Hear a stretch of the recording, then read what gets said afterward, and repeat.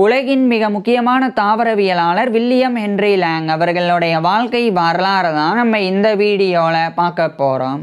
1874 மே 12 அன்னைக்கு இங்கிலாந்தில் இருக்கிற ஈஸ்ட் சசெக்ஸ் உடைய வில்டன் டிஸ்ட்ரிக்டில் இருக்கிற விதியமில் தாமஸ் பெல்ஸ்லேண்ட் லேங்குக்கும் எமிலி ஸ்மித் லேங்குக்கும் மகனாக பிறக்கிறார் வில்லியம் ஹென்றி லேங்.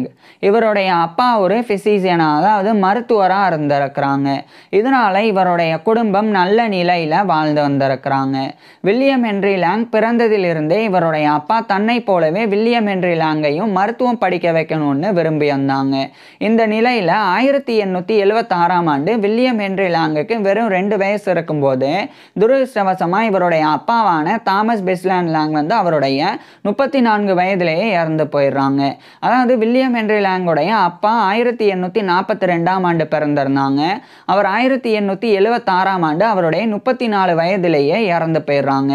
இது வில்லியம் ஹென்றி லேங்குடைய குடும்பத்துக்கு ஏற்பட்ட மிகப்பெரிய ஒரு இழப்பாக இருந்தது. இதுக்கப்புறமா வில்லியம் ஹென்றி லேங்குடைய அம்மாவான Emily Smith Lang William Henry லேங்கை அழைச்சிட்டு இந்த இங்கிலாந்தில் இருக்கிற ஈஸ்ட் சசெக்ஸ் உடைய வில்டன் டிஸ்ட்ரிக்டில் இருக்கிற விதியம்ல இருந்து ஸ்காட்லாண்டுடைய ரென்ஃப்ரூச்சேரில் இருக்கிற பிரிட்ஜ் ஆஃப் இயருக்கு இடம்பெயர்ந்து போயிடுறாங்க. இந்த பிரிட்ஜ் ஆஃப் இயரில் தான் வில்லியம் ஹென்றி லேங்குடைய அப்பாவினுடைய அப்பா அம்மா, அதாவது வில்லியம் ஹென்றி லேங்குடைய அப்பா வழி, அதாவது தந்தை வழி தாத்தா பாட்டி அவங்க வாழ்ந்து வந்தாங்க. ஸோ அந்த இடத்துக்கு தான் வில்லியம் ஹென்றி லேங்குடைய அம்மா இவரை அழைச்சிட்டு போயிடுறாங்க. ஸோ அந்த பிரிட்ஜ் ஆஃப் இயரில் தான் வில்லியம் ஹென்றி லேங் வளரவும் ஆரம்பிச்சிருந்தாங்க. இந்த நிலையில் 1879ஆம் ஆண்டு வில்லியம் ஹென்றி லேங்குக்கு 5 வயது இருக்கும்போது இவருடைய அம்மா இவரை படிக்க வைக்கிறதுக்காக அந்த பிரிட்ஜ் ஆஃப் இயர்லேயே இருக்கக்கூடிய ஒரு லோக்கல் வில்லேஜ் ஸ்கூலில் இவரை சேர்த்துறாங்க. அது ஒரு எலிமெண்டரி ஸ்கூலாக இருந்தது.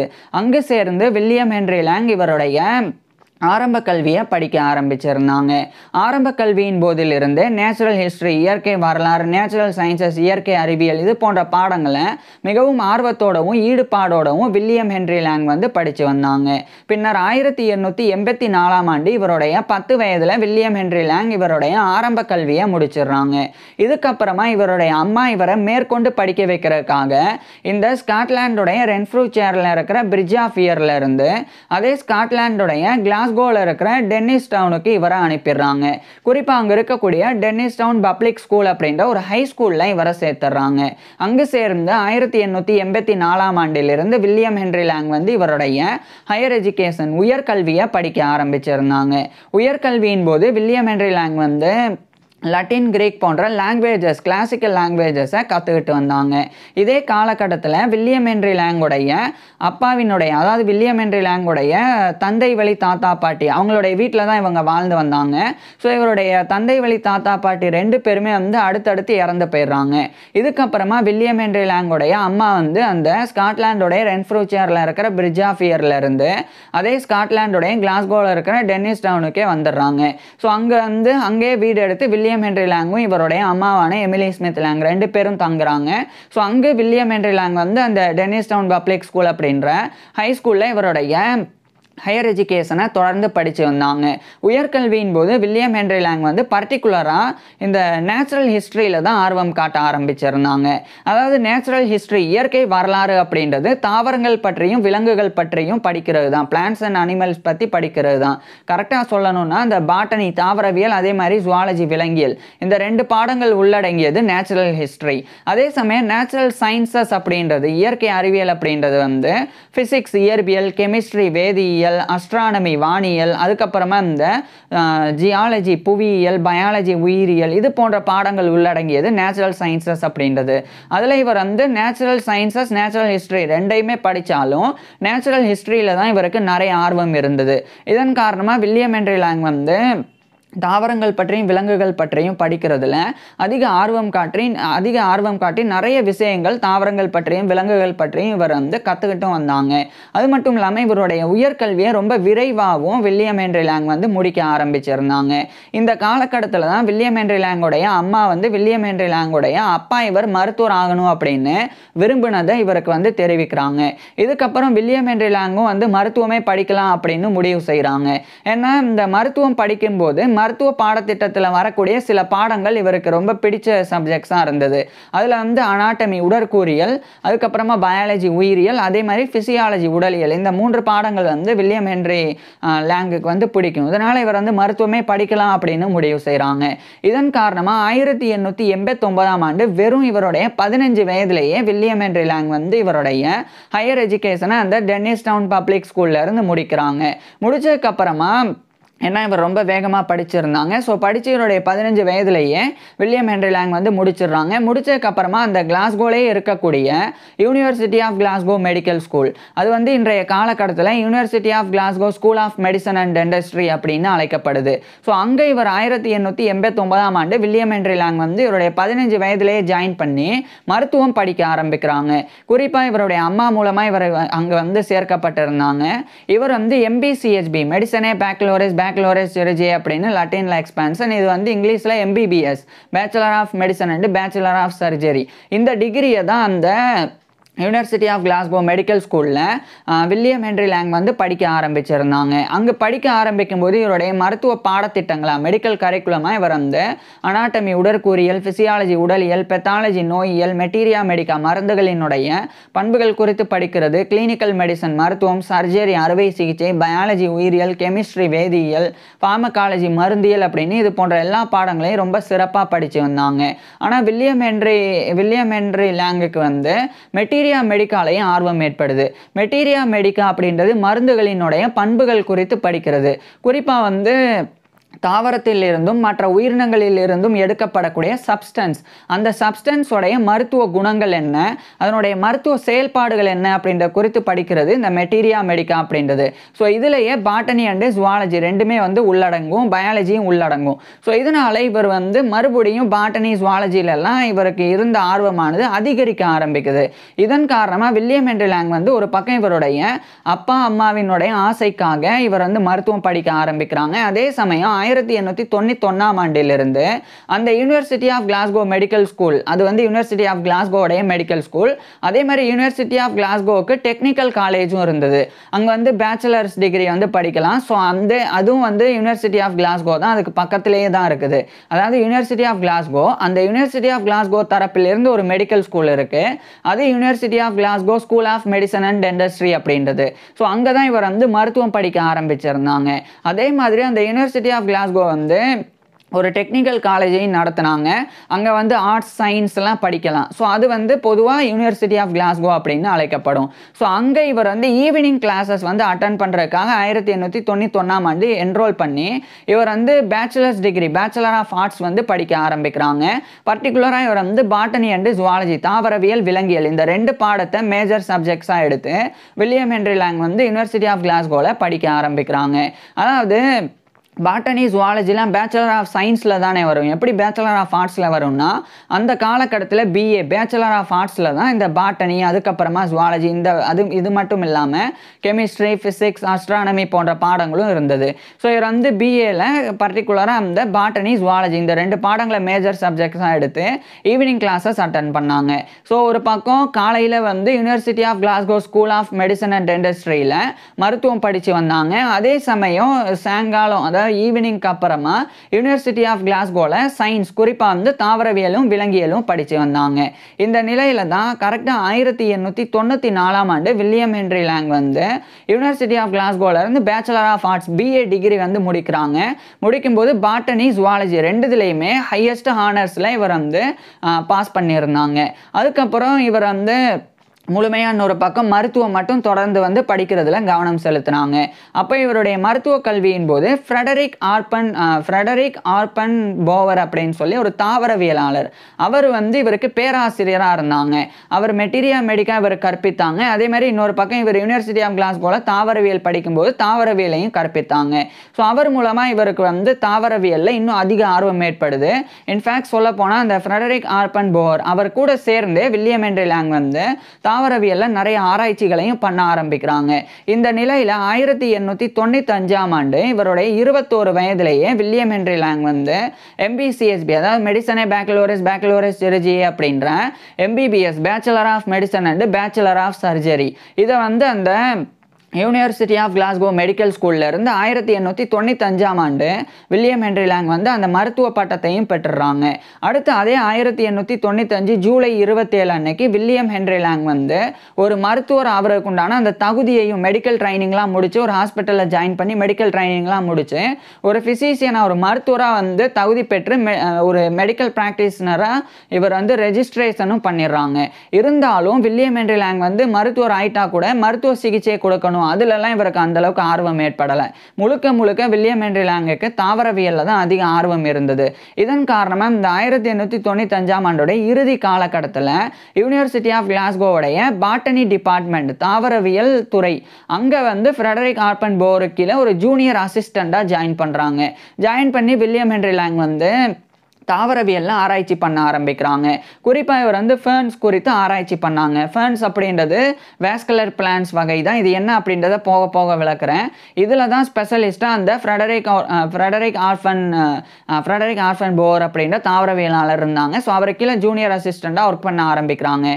இதே காலகட்டத்தில் சர் வில்லியம் ஹூக்கர் அப்படின்னு சொல்லி இன்னொரு ஆராய்ச்சியாளர் அவரும் வந்து தாவரவியலை இவருக்கு கற்பித்தாங்க. அதுக்கப்புறமா இவர் வந்து ரொம்ப நல்லா படிச்சிருந்தனால மருத்துவம் அதே மாதிரி தாவரவியல் விலங்கியல் இதெல்லாம் ரொம்ப நல்லா படிச்சிருந்தனால இவருக்கு வந்து ராபர்ட் டொனால்ட்சன் ஸ்காலர்ஷிப் அப்படின்னு சொல்லி ஒரு ஸ்காலர்ஷிப் ஆனது இவருக்கு வந்து வழங்கப்பட்டது. இதை வந்து பயன்படுத்தி இவர் இங்கிலாந்துக்கு போய் அங்கே இருக்கிற கியூ கார்டன், அதாவது இங்கிலாந்தில் இருக்கிற கியூ, அங்கே வந்து ராயல் பொட்டானிக் கார்டன் அப்படின்னு சொல்லி ஒரு தாவரவியல் பூங்கா இருக்கு.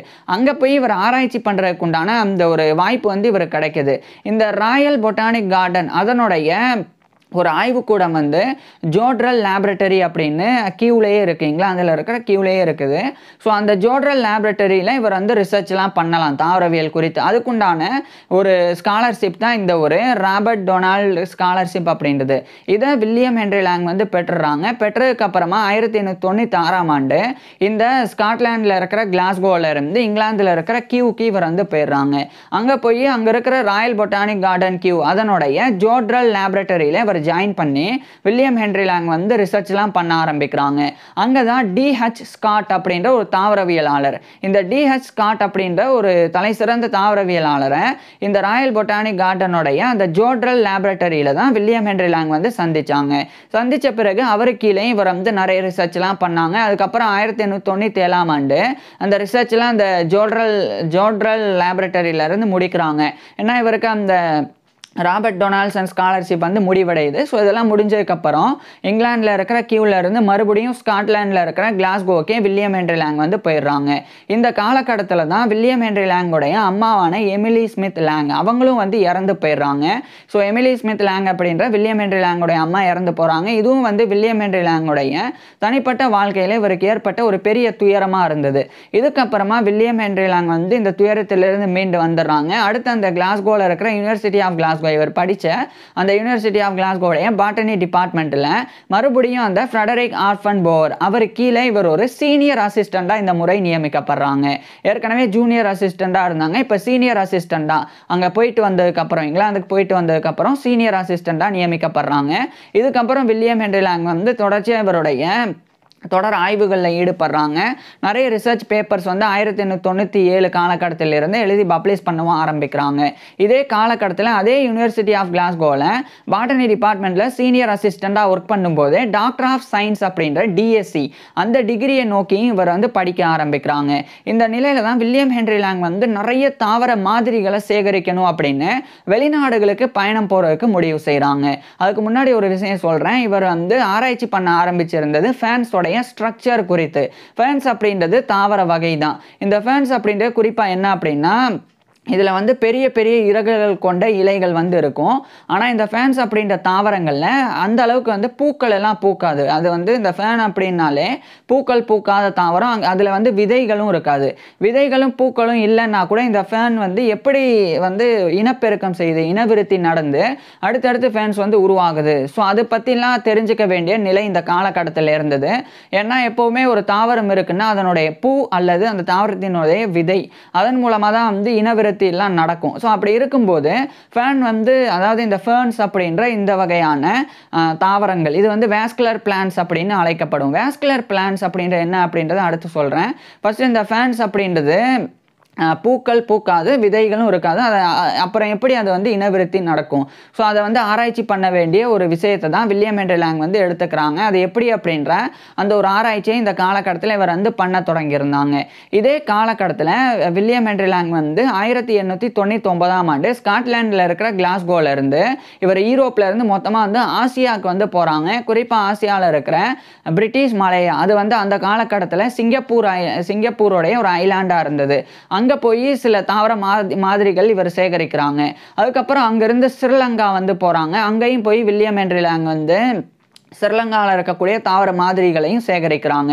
இதெல்லாம் முடிச்சதுக்கு அப்புறமா நேரடியாக மறுபடியும் ஆசியாவில் இருந்து யூரோப் போகிறாங்க. குறிப்பாக ஸ்காட்லாண்டில் இருக்கிற கிளாஸ்கோக்கே போயிடுறாங்க. அதுக்கப்புறம் 1900ஆம் ஆண்டு வில்லியம் ஹென்றி லாங் வந்து இவருடைய டாக்டர் ஆஃப் சயின்ஸ் அப்படின்ற டிஎஸ்சி டிகிரி அதை யூனிவர்சிட்டி ஆஃப் கிளாஸ்கோல இருந்து இவருடைய 26 வயதில் வில்லியம் ஹென்றி லாங் வந்து முடிச்சிடுறாங்க.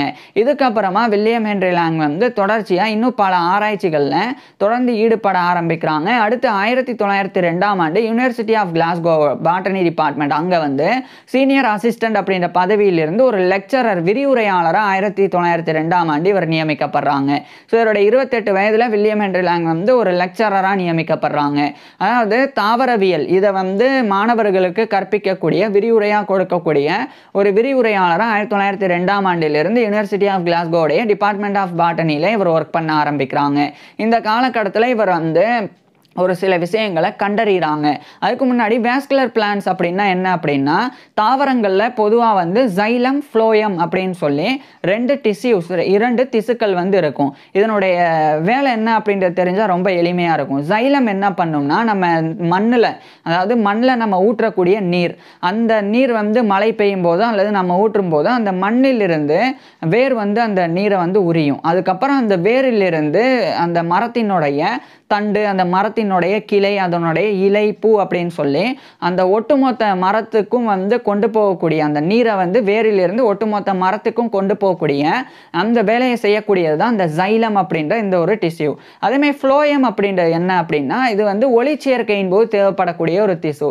அதாவது இப்போ சூரிய ஒளியை வந்து தாவரங்கள் வந்து பெறும். அந்த தாவரங்கள் சூரிய ஒளியை வந்து பெற்று அது உடல் முழுக்க பரவி அதன் மூலமாக ஃபோட்டோசிந்தசிஸ் ஒளிச்சேர்க்கை நடக்கும். ஸோ இதுதான் ஒளிச்சேர்க்கை அப்படின்ற சூரிய ஒளியை வந்து பெறுறது, தாவரங்கள் பெறுறது ஒளிச்சேர்க்கை. இது வந்து தாவரங்கள் பொதுவாக வந்து இப்போ எப்படி நீரை வந்து தரையில் ஊற்றும் போது அது வெறும் வேர் மட்டும்தான் உரியும். அதுக்கப்புறம் அந்த வேரில் இருந்து தான் எல்லா இடத்துக்கும் சைலம் மூலமாக அந்த நீரானது கொண்டு செல்லப்படும். அதே மாதிரி இந்த சூரிய ஒளி மேலேருந்து விழுகிற தாவரத்தினுடைய கிளையில கூட அந்த அளவுக்கு படாம இலைகள்ல தான் படும், மேல தான் படும், தண்டுல கூட அந்த அளவுக்கு படாது. அப்படி இருக்கும்போது அந்த சூரிய ஒளி அந்த தாவரத்தினுடைய முழு பகுதியிலையும் அந்த சூரிய ஒளியினுடைய தாக்கம் இருக்கணும். அந்த ஒரு ஒளிச்சேர்க்கையின் போது செயல்படுறது அந்த ஃப்ளோயம் அப்படின்றது. ஸோ சிம்பிளா சொல்லணும்னா, சைலம் வந்து தரையில ஊத்துற தண்ணியை வேரில் இருந்து ஒட்டுமொத்தமா தாவரம் முழுக்க கொண்டு செல்லும். அதே மாதிரி மேலே சூரிய ஒளி அப்படின்றது மேலே தாவரத்தினுடைய மேலே விழும்போது அது அடிப்பகுதி வரைக்கும் ஃப்ளோயம் அப்படின்றது கொண்டு செல்லும். இந்த ரெண்டு அமைப்புகளும், இந்த ரெண்டு டிஷ்யூஸும் இருந்தது அப்படின்னா அது வந்து வேஸ்குலர் பிளான்ஸ் அப்படின்னு அழைக்கப்படும். இதில் மாசஸ் அப்படின்னு இருக்கு, பாசிக்கல், இந்த பாசி படிகிறது, அதுலெல்லாம் இந்த வேஸ்குலர் பிளான் கிடையாது. அதெல்லாம் ஏன்னா அதில் இந்த ரெண்டு இதுவுமே கிடையாது, இந்த டிஷ்யூஸ் ரெண்டுமே கிடையாது. ஸோ அதனால் அது வந்து வேஸ்குலர் பிளான்ஸ்லாம் கிடையாது. ஆனால் இந்த ஃபேன்ஸ் அப்படின்றது வந்து வேஸ்குலர் பிளான்ஸ் தான். என்னதான் அதுக்கு வந்து பூக்களோ அல்லது விதைகளோ இல்லைன்னாலும் அது வந்து இந்த மாதிரியான செயல்பாடுகளை தான் செய்யும். ஃபைலம், சைலம் ரெண்டுமே அந்த ஃபேன்ஸுக்கு இருக்குது. ஸோ அந்த ஃபேன்ஸ் அப்படின்ற அந்த தாவரத்தில் வில்லியம் ஹென்றி லாங் வந்து ஆராய்ச்சி பண்ணும்போது அதனுடைய ரீப்ரொடக்ஷன் குறித்து இவர் வந்து ஆராய்ச்சி பண்ணாங்க. அதாவது எப்படி அது வந்து இனவிருத்தி பண்ணுது பூக்களும் விதைகளும் இல்லாமல் அப்படின்னு. அப்போ தான் வில்லியம் ஹென்றி லாங் ஒரு விஷயத்தை கண்டுபிடிச்சாங்க. அதனுடைய பேர் தான் ஸ்பொராஞ்சியம் அப்படின்றது. ஸ்பொராஞ்சியம் அப்படின்றது என்ன அப்படின்னா, இப்போ ஃபேன் இருக்குது, ஒரு வகையான தாவரம், இது ஃபேன் அப்படின்றது தாவரம் தான். ஸோ அந்த தாவரத்தினுடைய ஒரு பகுதி வந்து பிராத்தலஸ் அப்படின்னு சொல்லி அழைக்கப்படும். பிராத்தலஸ் அப்படின்றது ஒரு அந்த ஃபேன்ஸில் இருக்கக்கூடிய ஒரு பகுதி தான். அது வந்து சிறிய இதயம் போன்ற வடிவத்தில் வந்து இருக்கும். அந்த பிராத்தலஸ்ல இருந்து ஸ்போர்ஸ் அப்படின்ற, அதாவது ஸ்போர்ஸ் அப்படின்னு சொன்னால் வித்துக்கள், அது வந்து வெளிவரும். அந்த வித்துக்கள் மூலமாக தான் இனவிருத்தி பண்ணுது அப்படின்றத வில்லியம் ஹென்றி லாங் வந்து கண்டறிஞ்சாங்க. அதுதான் அந்த ஸ்பொரேஞ்சியம், அந்த ஸ்போர்ஸ்லேருந்து வெளிவரக்கூடியது ஸ்பொரேஞ்சியம் அப்படின்னு வில்லியம் ஹென்றி லேங் வந்து கண்டறிஞ்சாங்க. அதாவது ஃபேன்ஸ்லேயே பிராத்தலஸ் அப்படின்ற ஒரு சிறிய இருதய வடிவிலான ஒரு பகுதி இருக்குது. அந்த பிராத்தலஸ் அப்படின்ற பகுதியிலிருந்து தான் ஸ்போர்சஸ் அப்படின்ற அந்த வித்துக்கள் வந்து வெளிவரும். அந்த வித்துக்கள்ல இருந்து தான் அடுத்த ஃபேன்ஸ் வந்து உருவாகும். ஸோ இதுதான் வந்து ஸ்பொரேஞ்சியம் அப்படின்னு வில்லியம் ஹென்றி லேங் வந்து அதை கண்டறிஞ்சாங்க. ஸோ ஸ்பொரேஞ்சியம் வந்து பிராத்தலஸ் ஆஃப் எ ஃபேன், இதை வந்து கண்டறிஞ்ச நபர், டிஸ்கவர் பண்ணவர் வந்து வில்லியம் ஹென்றி லேங் தான். இதுக்கு மிகப்பெரிய ஒரு சாதனை வந்து வில்லியம் ஹென்றி லேங் வந்து இதை வந்து கண்டறிஞ்சனால படைச்சாங்க. ஸோ இது ஒரு மிகப்பெரிய ஒரு விஷயம். இதுக்கு முன்னாடிலாம் ஃபேன்ஸ் வந்து எப்படி இனவிருத்தி செய்யுது பூக்களும் விதைகளும் இல்லாமல் அப்படின்றது கண்டறியப்படலை. வில்லியம் ஹென்றி லேங் தான் அது வித்துக்கள் மூலமாக தான் இந்த மாதிரி வந்து இனவிருத்தி செய்யுது அப்படின்றத வில்லியம் ஹென்றி லேங் கண்டறிஞ்சாங்க. ஸோ அந்த ஃபேன்ஸோடைய ரீப்ரொடக்ஷன் குறித்து ரொம்ப சிறப்பான ஆராய்ச்சியை வில்லியம் ஹென்றி லேங் வந்து செஞ்சுருந்தாங்க. இதுக்கப்புறமா யூனிவர்சிட்டி ஆஃப் கிளாஸ்கோலையே தொடர்ச்சியாக வில்லியம் ஹென்றி லேங் வந்து ஆராய்ச்சி பண்ணிட்டு இன்னும் அதாவது லெக்சராக ஒர்க் பண்ணிக்கிட்டு இவருடைய ஆராய்ச்சிகளையும் தொடர்ந்து பண்ணாங்க.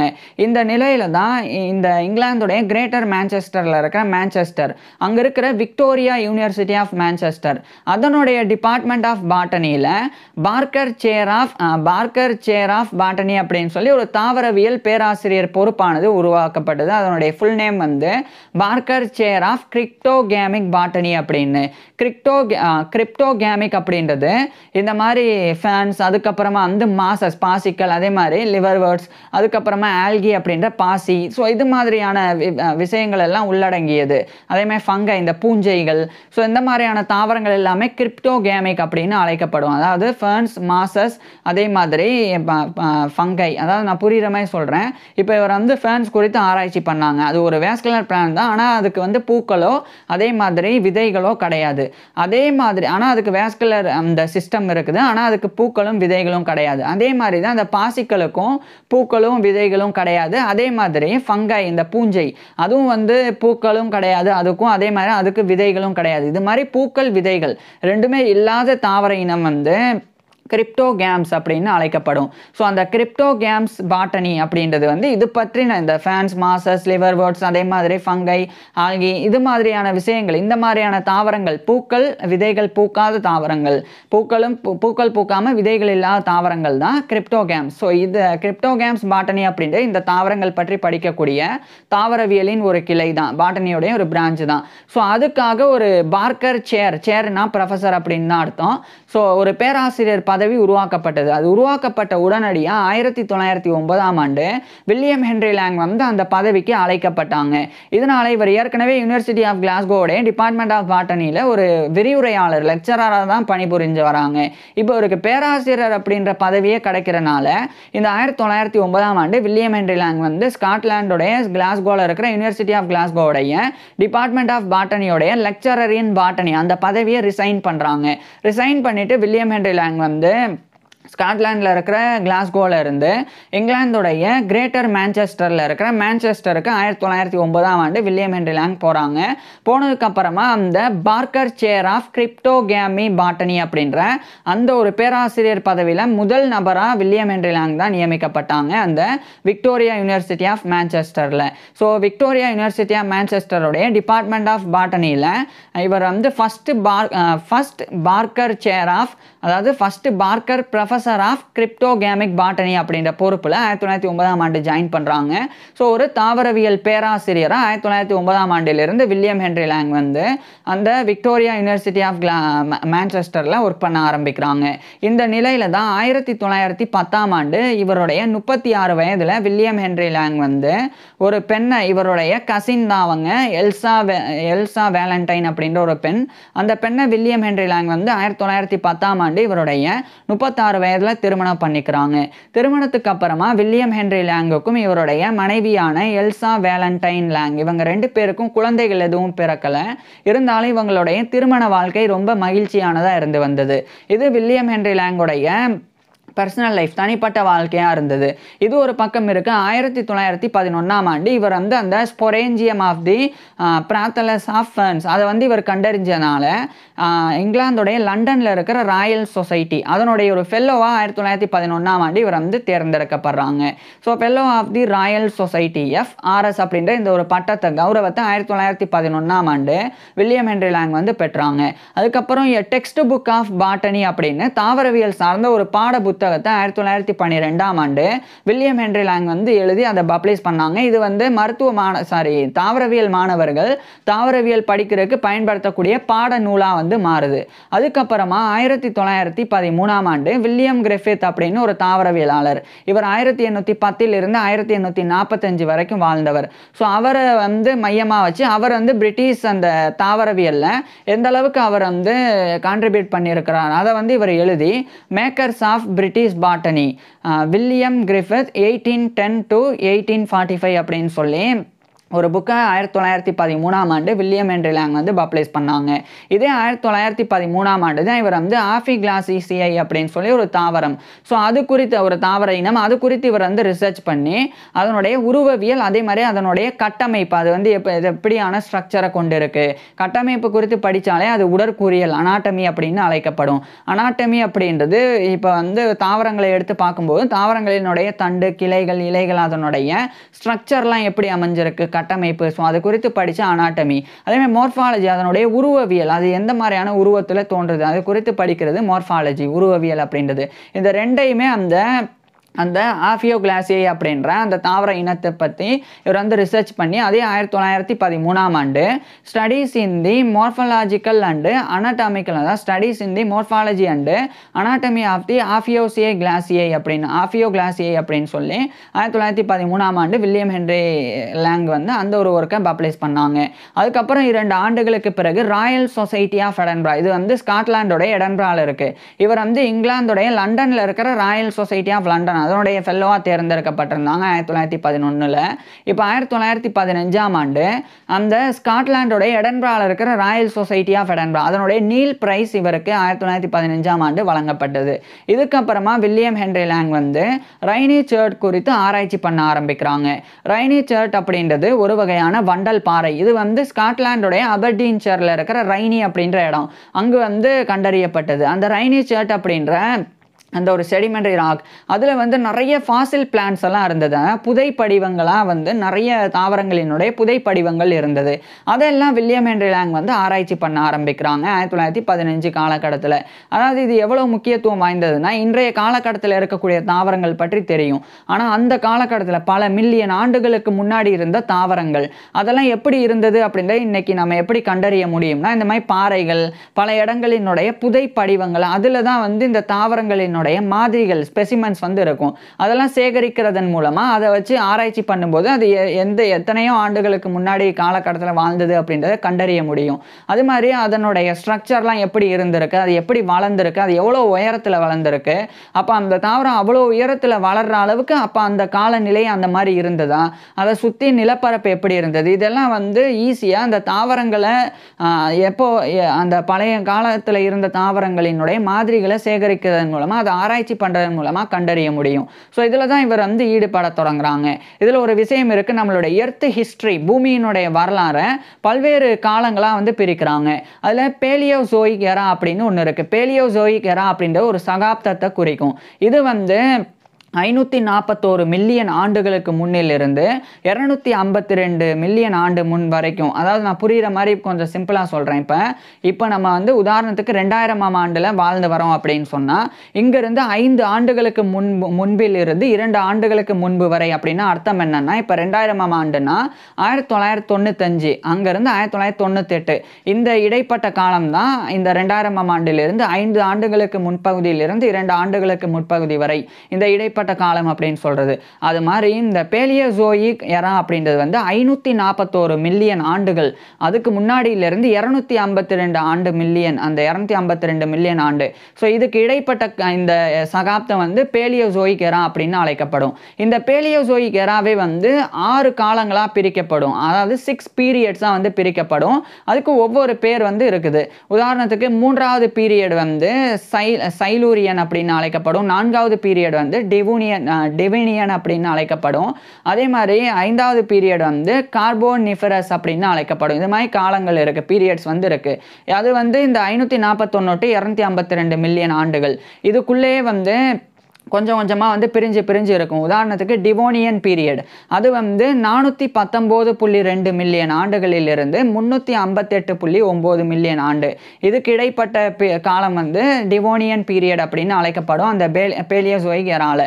அதே மாதிரி அதுக்கப்புறம் அந்த 388.9 298.9 மில்லியன், இதுக்கு இடைப்பட்ட காலம் வந்து இந்த கார்போனிஃபரஸ் பீரியட் அப்படின்னு அழைக்கப்படும். அதே மாதிரி இந்த ரெண்டுக்கும் முன்னாடி உள்ளது சைலூரியன்.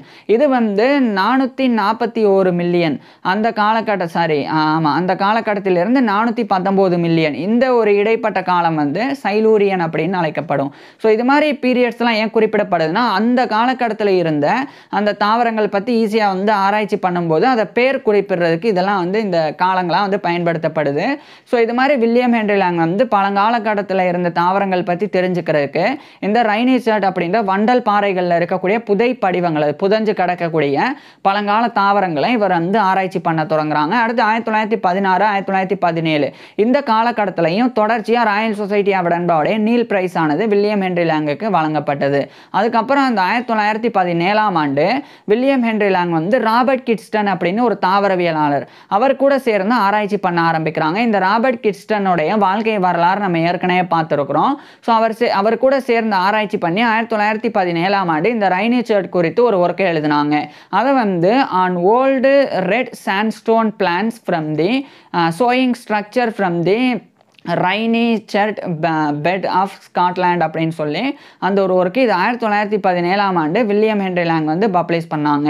ஸோ 1917 மறுபடியும் சொல்கிறேன், on Old red Sandstone showing structure from the Rhynie chert bed Aberdeenshire, இந்த டைட்டில் 1917 ரைனிசர்ட்டில் இருக்கிற அந்த வண்டல் பாறைகளில் இருக்கிற தாவரங்கள் குறித்து ராபர்ட் கிட்ஸ்டனும் வில்லியம் ஹென்றி லாங்கும் எழுதி பப்ளிஷ் பண்ணாங்க. அடுத்து சில ஆண்டுகளுக்கு பிறகு 1921, அதாவது 1920 அந்த காலகட்டத்தில் வில்லியம் ஹென்றி லாங்கும் அதே அந்த ராபர்ட் கிட்ஸ்டன் இந்த ரெண்டு பேரும் இணைஞ்சு ஏற்கனவே 1917 ரைனிசர்ட் குறித்து இவங்க வெளியிட்ட அந்த புக், அந்த ஒரு ஒர்க்கு, அதனுடைய அடுத்தடுத்து பகுதி ஃபர்ஸ்ட் பார்ட்டை தான் அப்போ 1917 வெளியிட்டிருந்தாங்க.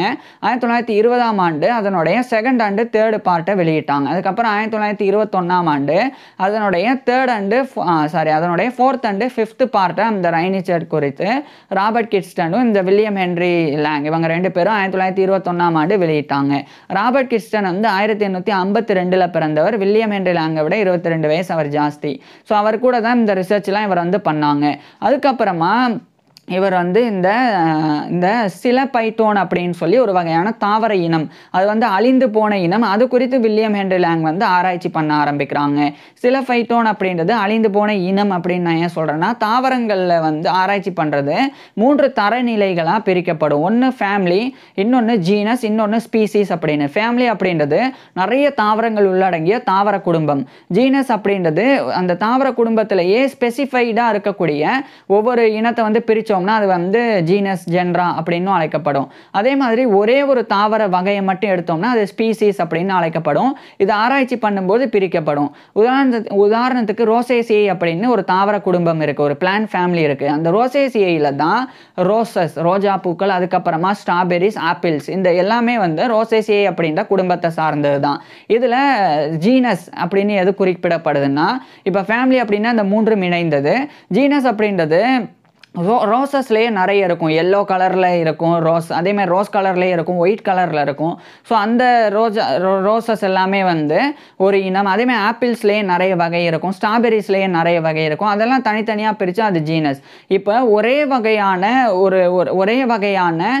ரோசஸ் மட்டும் எடுத்துக்கிட்டோம்னா, இப்போ வந்து எல்லோ ரோசஸ் மட்டும் எடுத்துக்கிட்டோம்னா அது வந்து ஸ்பீசிஸ் அப்படின்னு அழைக்கப்படும். அதே மாதிரி ஒரே வகையான ஆப்பிள் மட்டும் எடுத்துக்கிட்டோம்னா அது வந்து ஸ்பீசிஸ் அப்படின்னு அழைக்கப்படும். ஸ்ட்ராபெரிஸும் அதே கதை தான். ஸோ இந்த மாதிரி ஃபேமிலி, ஜீனஸ், அதுக்கப்புறமா வந்து இந்த ஸ்பீசிஸ் அப்படின்னு இருக்குது. அதில் இந்த ஜீனஸ் இதுதான் வந்து ஒரு இனம். இது மாதிரி இந்த சிலோஃபைட்டன் அப்படின்றது ஒரு வகையான தாவர இனம். இந்த சிலோஃபைட்டன்லேயே நிறைய ஸ்பீசிஸ்லாம் இருக்குது. இந்த சிலோஃபைட்டன் ஆனது டெவோனியன் பீரியடில் இருந்தது. அதாவது டெவோனியன் பீரியட் அப்படின்றது 419.2 மில்லியன்லேருந்து 358.9 மில்லியன் இந்த இடைப்பட்ட காலகட்டத்தில் இருந்த அந்த டெவோனியன் பீரியட், அந்த காலகட்டத்தில் இருந்தது தான் இந்த சிலோஃபைட்டன் அப்படின்ற தாவர இனம். இது குறித்து வில்லியம் ஹென்றி லாங் வந்து ஆராய்ச்சி பண்ணாங்க. அதுக்கப்புறம் 1923ஆம் ஆண்டு வில்லியம் ஹென்றி லாங்கும் அந்த ராபர்ட் கிட்ஸ்டன் இவங்க 2 பேரும் இணைஞ்சு notes on the old red sandstone of Scotland அப்படின்னு சொல்லி ஒரு ஒர்க்கு. இது வந்து ஃபாசில் பிளான்ஸ் குறித்து தான். ஸோ இது 1923ஆம் ஆண்டு வில்லியம் ஹென்றி லாங்கும் ராபர்ட் கிட்ஸ்டனும் எழுதி வெளியிட்டாங்க. அதுக்கப்புறமா மறுபடியும் அந்த fossil plants of the old red sandstone of Scotland அப்படின்னு சொல்லி இன்னொரு ஒர்க்கையும் எழுதி பப்ளிஷ் பண்ணாங்க. இதுக்கப்புறமா வில்லியம் ஹென்றி லாங்கும் ராபர்ட் கிட்ஸ்டனும் இன்னொரு முக்கியமான பாலியோபாட்டனி அப்படின்னா பழங்கால தாவரவியல் அப்படின்னு அர்த்தம். எப்படி வந்து பழங்காலத்தில் ஆராய்ச்சி பண்ணுறாரோ அதுதான் குறிக்கும். ஸோ அந்த பாலியோபாட்டனி குறித்து ஒரு புக்கை இந்த 2 பேரும் எழுதி வந்தாங்க. இந்த நிலையில தான் துரதிர்ஷ்டவசமாக 1924ஆம் ஆண்டு ஜூலை 13 அன்னைக்கு ராபர்ட் கிட்ஸ்டன் வந்து அவருடைய 72 வயதில் இறந்து போயிடுறாங்க. அவர் இறந்து போன 2 ஆண்டுகளுக்கு பிறகு 1926ஆம் ஆண்டு வில்லியம் ஹென்றி லாங் வந்து அந்த புக்கை கம்ப்ளீட் பண்ணுறாங்க. ராபர்ட் கிட்ஸ்டன் கூட சேர்ந்து எழுதின புக்கை கம்ப்ளீட் பண்ணி பாலியோபாட்டனி அப்படின்ற டைட்டிலேயே 1926ஆம் ஆண்டு வில்லியம் ஹென்றி லாங் அதை பப்ளிஷ் பண்ணுறாங்க. இதே 1926ஆம் ஆண்டு தான் ஸ்காட்லாண்டோடைய எடன்பராவில் இருக்கிற ராயல் சொசைட்டி ஆஃப் எடன்பராவுடைய ஒரு ஃபெல்லோவா இவர் வந்து தேர்ந்தெடுக்கப்படுறாங்க. இதுக்கு 4 நபர்கள் ப்ரொபோசர்ஸாக இருந்து காரணமாக இருந்தாங்க. ஒருத்தர் வந்து வில்லியம் ஹென்றி லாங்கோடைய பேராசிரியராக இருந்த ஃப்ரெடரிக் ஆர்பன் போவர் அப்படின்றவர். அதேமாதிரி இன்னொருத்தர் வந்து சர் ஜான் கிரயாம்கர் அப்படின்றவர். அதுக்கப்புறம் இன்னொருத்தர் ஜார்ஜ் அலெக்சாண்டர் கிப்சன் அப்படின்றவர். அதுக்கப்புறம் டெவன் நோவல் பேட்டன் அப்படின்றவர். ஸோ இந்த 4 நபர்கள் டெர்மட் நோவல் பேட்டன் அப்படின்றவர். ஸோ அந்த 4 நபர்கள் ப்ரொபோசர்ஸ் தான் இருந்து காரணமாக இருந்தாங்க. ஸோ 1926ஆம் ஆண்டு fellow of the Royal society of Edinburgh FRSE அப்படின்ற இந்த ஒரு கௌரவத்தை வில்லியம் ஹென்றி லாங் வந்து பெறாங்க. அதுக்கப்புறம் சில ஆண்டுகள் கழித்து இவர் வந்து தொடர்ந்து ஆராய்ச்சி பண்ணுறதுனால 1930களில் பல கௌரவங்களை பெற்று வந்தாங்க. குறிப்பாக 1931ஆம் ஆண்டு இந்த ராயல் சொசைட்டி ஆஃப் லண்டன், இங்கிலாந்துடைய லண்டனில் இருக்கிறது, அந்த ராயல் சொசைட்டி தரப்பிலிருந்து அந்த ராயல் சொசைட்டியுடைய ஹையஸ்ட் அவார்டான ராயல் மெடல் அதை 1931ஆம் ஆண்டு வில்லியம் ஹென்றி லாங்குக்கு வழங்கி இவரை கௌரவப்படுத்தினாங்க. அதுக்கப்புறம் 1932ஆம் ஆண்டு இவர் படித்த ஸ்காட்லாண்டுடைய கிளாஸ்கோவில் இருக்கிற யூனிவர்சிட்டி ஆஃப் கிளாஸ்கோ அவங்க தரப்பிலிருந்து வில்லியம் ஹென்றி லாங்குக்கு வந்து ஆனரி LLD அப்படின்ற கௌரவ டாக்டர் பட்டம் வழங்கப்பட்டது. LLD அப்படின்னா லெகம் டாக்டரேட் அப்படின்னு லட்டினில் எக்ஸ்பான்ஷன். இது இங்கிலீஷில் வந்து கேனன் லா, சிவில் லா 2 லாஸ் உள்ளடங்கிய டாக்டர் ஆஃப் லாஸ் அப்படின்ற கௌரவ டாக்டர் பட்டம் தான். ஸோ அந்த ஆனரி LLD 1932ஆம் ஆண்டு வில்லியம் ஹென்றி லாங்குக்கு வழங்கப்பட்டது. இதே 1932 காலகட்டத்தில் வில்லியம் ஹென்றி லாங் வந்து இன்னும் கூடுதலாக பல ரிசர்ச் பேப்பர்ஸ்லாம் தொடர்ந்து எழுதி பப்ளிஷ் பண்ணவும் செஞ்சாங்க. இதுக்கப்புறமா இவர் வந்து இசபெல் குக்சன் அப்படின்னு ஒரு பெண் தாவரவியலாளர், அந்த பெண் கூட சேர்ந்து வில்லியம் ஹென்றி லாங் வந்து ஆஸ்திரேலியாவில் ரிசர்ச் பண்ண ஆரம்பிக்கிறாங்க. குறிப்பாக ஆஸ்திரேலியாவில் சைலூரியன் பீரியடில் இருந்த தாவரங்கள் குறித்து ரிசர்ச் பண்ண ஆரம்பிக்கிறாங்க. சைலூரியன் அப்படின்னு நான் ஏற்கனவே சொன்னேன், அந்த பேலியோசோயிக் எராலேயே 441 மில்லியன்லேருந்து 419 மில்லியன் இந்த இடைப்பட்ட காலத்துக்கு உட்பட்ட அந்த காலம் தான் சைலூரியன் அப்படின்றது. ஸோ அந்த காலகட்டத்தில் இருந்த தாவரங்கள் குறித்து இவங்க 2 பேரும் ரிசர்ச் பண்ணி 1935ஆம் ஆண்டு அந்த இசபெல் குக்சன் கூட சேர்ந்து வில்லியம் ஹென்றி லாங் வந்து ஒரு ரிசர்ச் ஒர்க் எழுதி பப்ளிஷ் பண்ணுறாங்க. இதுக்கப்புறமா வில்லியம் ஹென்றி லாங் வந்து தொடர்ச்சியாக பெண் தாவரவியலாளர்களை ஊக்குவிச்சு வந்தாங்க. இவரால் ஊக்குவிக்கப்பட்ட நிறைய பெண் தாவரவியலாளர்கள் வந்து பிற்காலத்தில் ரொம்ப ஃபேமஸான பாட்டனிஸ்டாக, ஃபீமேல் பாட்டனிஸ்டாக மாறினாங்க. ஒருத்தவங்க ஐரின் மென்டன் அப்படின்றவங்க, மார்ஜோரி லின்சி அப்படின்னு இன்னொருத்தவங்க, கிரேஸ் விகல்ஸ்வொர்த் அப்படின்னு இன்னொருத்தவங்க அப்படின்னு இந்த 3 பெண்கள் வந்து ரொம்ப குறிப்பிடத்தக்க பெண் தாவரவியலாளர்கள். இவங்களுடைய வளர்ச்சிக்கு வில்லியம் ஹென்றி லாங் வந்து ரொம்ப ஆதரவாக இருந்தாங்க. இதுக்கப்புறம் 1940ஆம் ஆண்டு வில்லியம் ஹென்றி லாங் வந்து இவருடைய 66 வயதில் அந்த விக்டோரியா யூனிவர்சிட்டி ஆஃப் மான்செஸ்டர் அதனுடைய பார்க்கர் சேர் ஆஃப் கிரிப்டோகேமி பாட்டனி அந்த ஒரு தாவரவியல் பேராசிரியர் பதவியிலிருந்து 1940ஆம் ஆண்டு வில்லியம் ஹென்றி லாங் வந்து ரிட்டையர் ஆகுறாங்க. ரிட்டையர் ஆனதுக்கு அப்புறமா அதே மான்செஸ்டரில் இருக்கிற மான்செஸ்டர் மியூசியம் அருங்காட்சியகம் அது வந்து தாவரவியல் சார்ந்தது. அங்கே வில்லியம் ஹென்றி லாங் வந்து ஒர்க் பண்ண ஆரம்பிக்கிறாங்க. அடுத்து 1942 காலகட்டத்தில் லோவர் டெவோனியன் அப்படின்றது 419 மில்லியன் அந்த காலகட்டத்திலிருந்து அந்த டெவோனியன் பீரியடில் ஒரு ஆரம்ப பகுதி தான் அது லோவர் டெவோனியன் அப்படின்றது. அந்த காலகட்டத்தில் இருந்த தாவரங்கள் குறிப்பாக வேல்ஸ் அப்படின்ற நாடு, இது இங்கிலாந்துக்கு பக்கத்திலேயே வேல்ஸ் அப்படின்னு ஒரு கண்ட்ரி இருக்குது. ஸோ அந்த வேல்ஸில் போய் வில்லியம் ஹென்றி லாங் வந்து WN கிராஃப்ட் அப்படின்ற ஒரு நபர் கூட சேர்ந்து ஆராய்ச்சி பண்ணி 1942ஆம் ஆண்டு அந்த வேல்ஸில் லோயர் டெவோனியன் பீரியடில் வாழ்ந்த தாவரங்கள் குறித்து எழுதி பப்ளிஷ் பண்ணாங்க. இதே 1942ஆம் ஆண்டு தான் இவர் ஒர்க் பண்ண யூனிவர்சிட்டி ஆஃப் மான்செஸ்டர் தரப்பிலிருந்து வில்லியம் ஹென்றி லாங்குக்கு வந்து இன்னொரு ஆனரரி டாக்டரேட் கௌரவ டாக்டர் பட்டம் வழங்கப்பட்டது. அடுத்து இவர் வந்து கார்போனிஃபரஸ் பீரியட் அது குறித்தும் இவர் வந்து இது வந்து கார்போனிஃபரஸ் பீரியட்னா 358.9 மில்லியன்லேருந்து 298.9 மில்லியன் இதுக்கு இடைப்பட்டது. ஸோ இது குறித்து ராபர்ட் கிட்சன் வாழும்போது அவர் கூட சேர்ந்து ஆராய்ச்சி பண்ணாங்க. அவர் இறந்த பிறகும் இவர் வந்து 1945 வரைக்கும் வில்லியம் ஹென்றி லாங் வந்து இந்த ஆராய்ச்சியில் ஈடுபட்டாங்க. அதுக்கப்புறம் 1945க்கு பிறகு தான் ஆராய்ச்சி இவர் விலகுறாங்க. இவர் ஆராய்ச்சியிலிருந்து விலகிட்டாலும் சில தாவரவியலாளர்களினுடைய வாழ்க்கையை இவர் வந்து அந்த பயோகிராபிக்கல் மெமோரா எழுதினாங்க. அதாவது வாழ்க்கை வரலாற்றை இவர் வந்து எழுதினாங்க. குறிப்பாக J.E. ஹாலோவே அப்படின்னு ஒரு தாவரவியலாளர், அவருடைய வாழ்க்கை வரலாறு 1947ஆம் ஆண்டு வில்லியம் ஹென்றி லாங் எழுதி பப்ளிஷ் பண்ணாங்க. அதுக்கப்புறம் இவருடைய பேராசிரியராக இருந்த ஃப்ரெடரிக் ஆர்பன் போவர் அவருடைய வாழ்க்கை வரலாறு 1949ஆம் ஆண்டு வில்லியம் ஹென்றி லாங் எழுதி பப்ளிஷ் பண்ணாங்க. அதுக்கப்புறம் 1950 காலகட்டத்தில் வில்லியம் ஹென்றி லாங் வந்து முழுமையாக ஓய்வு பெறாங்க. குறிப்பாக இங்கிலாந்துடைய கம்பிரியாவில் இருக்கிற ஒரு மில் தோப் அப்படின்ற ஒரு இடம், அங்கே போய் வில்லியம் ஹென்றி லாங் இவருடைய மனைவியோட வாழ ஆரம்பிக்கிறாங்க. இந்த காலகட்டத்தில் தான் இங்கிலாந்துடைய லண்டனில் இருக்கிற லின்னேயன் சொசைட்டி ஆஃப் லண்டன் அதனுடைய ஃபெல்லோவாகவும் இவர் வந்து தேர்ந்தெடுக்கப்படுறாங்க. So fellow of the Linnean Society of LS அப்படின்ற இந்த ஒரு பட்டத்தை கௌரவத்தையும் வில்லியம் ஹென்றி லாங் படுறாங்க. அதுக்கப்புறம் அதே லின்னேயன் சொசைட்டி ஆஃப் லண்டன் தரப்பிலிருந்து 1956ஆம் ஆண்டு லின்னேயன் கோல்டு மெடலை வில்லியம் ஹென்றி லாங்குக்கு வந்து வழங்கி வில்லியம் ஹென்றி லாங் வந்து கௌரவிக்கப்பட்டாங்க. இந்த நிலையில தான் கிட்டத்தட்ட 1957 1958 இந்த காலகட்டத்தில் வில்லியம் ஹென்றி லாங்குடைய மனைவியினுடைய உடல்நிலை மோசமடையுது. பிறகு 1959ஆம் ஆண்டு வில்லியம் ஹென்றி லாங்குடைய மனைவியான அந்த எல்சா வேலண்டைன் லாங் அவங்க வந்து இறந்து போயிடுறாங்க. இது வில்லியம் ஹென்றி லாங்குடைய தனிப்பட்ட வாழ்க்கையில இவருக்கு ஏற்பட்ட இன்னொரு இழப்பா இருந்தது. இதுக்கப்புறம் வில்லியம் ஹென்றி லாங் வந்து உடல்நல குறைபாடுனால பாதிக்கப்படுறாங்க. ஸோ இவருடைய மனைவி 1959 இறந்தாங்க. அடுத்த ஆண்டு 1960 ஆகஸ்ட் 29 அன்னைக்கு இவருடைய 86 வயதில் வில்லியம் ஹென்றி லாங் வந்து இறந்து போயிடுறாங்க. ஸோ 1960 ஆகஸ்ட் 29 அன்னைக்கு வில்லியம் ஹென்றி லாங் இவருடைய 86 வயதில் இறந்து போயிடுறாங்க. வில்லியம் ஹென்றி லாங் வந்து இறந்து போயிட்டாலும் தாவரவியலுக்கு இவர் ஆற்றின பங்களிப்பு மிகப்பெரியது. குறிப்பாக அதில் பேலியோபாட்டனி பழங்கால தாவரவியலுக்கு இவர் ஆற்றின பங்களிப்பு மிகச்சிறந்தது. குறிப்பாக அந்த ஃபேன்ஸோடைய ரீப்ரொடக்ஷனை டிஸ்கவர் பண்ணது. அதுக்கப்புறமா வந்து இந்த சிலோஃபைட்டோன் அப்படின்ற அந்த வகையான தாவர அழிந்து போன தாவர இனம் எப்படி இருந்தது அப்படின்ற குறித்து ஆராய்ச்சி பண்ணதெல்லாம் வில்லியம் ஹென்றி லாங்குடைய மிக முக்கியத்துவம் வாய்ந்த ஆய்வுகள். அது மட்டும் இல்லாமல் இவர் எழுதின புத்தகங்களில் டெக்ஸ்ட் புக் ஆஃப் பாட்டனி அது இவருடைய இறப்பின் பிறகு கூட தாவரவியலில் பல ஆண்டுகள் வந்து பாட புத்தகமாக பயன்படுத்தப்பட்டது. ஸோ அந்த அளவுக்கு மிகப்பெரிய பங்களிப்புகளை கொடுத்த தாவரவியலில் மிகப்பெரிய பங்களிப்புகளை கொடுத்த வில்லியம் ஹென்றி லாங் பற்றி நீங்கள் என்ன நினைக்கிறீங்க அப்படின்றத கீழே கமெண்ட்ஸில் சொல்லுங்கள். உங்களுக்கு எந்த மாதிரியான டாபிக்ஸில் எந்த மாதிரியான வீடியோஸ் வேணும் அப்படின்றதையும் கீழே கமெண்ட்ஸில் சொல்லுங்கள். தேங்க்யூ.